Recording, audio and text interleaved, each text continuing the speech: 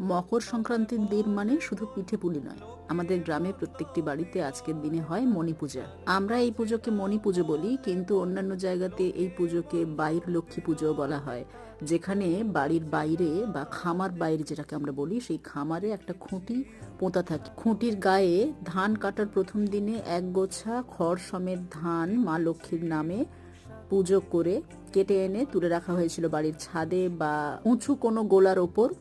আর ধান কাটার শেষ দিনেও মা লক্ষ্মীর কাছে প্রণাম জানিয়ে আবারও এক গাছা ওই খড় সমেত ধান তুলে এনে রাখা হয়। সেই দুটো খড় সমেত ধানের গোছাকে একসাথে বেঁধে বা পাশাপাশি রেখে তুলসী মঞ্চের কাছে চাষবাসের যত রকম জিনিসপত্র লাগে, মানে কোদাল, কাটারি, কাস্তে, দাড়িপাল্লা, সব কিছুকে এই তুলসী মঞ্চের কাছে রেখে পুজো করা হয় মা লক্ষ্মীর নামে। আর এই নতুন ফসলের জন্য দেবীকে অনেক ধন্যবাদ দেওয়া হয়।